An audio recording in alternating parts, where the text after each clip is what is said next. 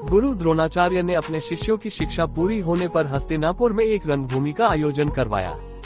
रंगभूमि में अर्जुन विशेष धनुर्विद्या युक्त शिष्य प्रमाणित हुआ। तभी कर्ण रंगभूमि में आया और अर्जुन द्वारा किए गए कर्तव्यों को पार करके उसे द्वंद्व युद्ध के लिए ललकारा। तब कृपाचार्य ने कर्ण के द्वंद्व युद्ध को अस्वीकृत कर दिया और उससे उसके वंश और साम्राज्य के विषय में पूछा, क्योंकि द्वंद्व युद्ध के नियमों के अनुसार केवल एक राजकुमार ही अर्जुन को, जो हस्तिनापुर का राजकुमार था, द्वंद्व युद्ध के लिए ललकार सकता था।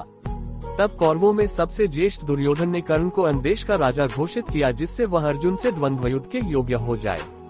जब कर्ण ने दुर्योधन से पूछा कि वह उससे इसके बदले में क्या चाहता है, तब दुर्योधन ने कहा कि वह केवल ये चाहता है कि कर्ण उसका मित्र बन जाए।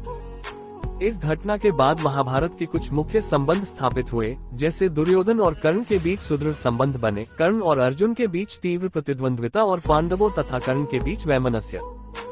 कर्ण दुर्योधन का एक निष्ठावान और सच्चा मित्र था।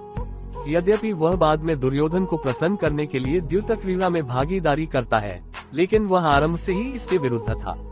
कर्ण शकुनी को पसंद नहीं करता था और सदैव दुर्योधन को यही परामर्श देता है कि वह अपने शत्रुओं को परास्त करने के लिए अपने युद्ध कौशल और बाहुबल का प्रयोग करे, न कि कुटिल चालों का। जब लाक्षागृह में पांडवों को मारने का प्रयास विफल हो जाता है, तब कर्ण दुर्योधन को उसकी कायरता के लिए डांटता है और कहता है कि कायरों की सभी चालें विफल ही होती हैं, और उसे समझाता है कि उसे एक योद्धा के समान कार्य करना चाहिए और उसे जो कुछ भी प्राप्त करना है, उसे अपनी वीरता द्वारा प्राप्त करे। चित्रांगद की राजकुमारी से विवाह करने में भी कर्ण ने दुर्योधन की सहायता की थी। अपने स्वयंवर में उसने दुर्योधन को अस्वीकार कर दिया और तब दुर्योधन उसे बलपूर्वक उठाकर ले गया। तब वहां उपस्थित अन्य राजाओं ने उसका पीछा किया, लेकिन कर्ण ने अकेले ही उन सबको परास्त कर दिया। परास्त राजाओं में जरासंध, शिशुपाल, दंतवक्र, साल्व और रुक्मी इत्यादि थे। कर्ण की प्रशंसा स्वरूप जरासंध ने कर्ण को मगध का एक भाग दे दिया। भीम ने बाद में श्री कृष्ण की सहायता से जरासंध को परास्त किया, लेकिन उससे बहुत पहले कर्ण ने उसे अकेले परास्त किया था।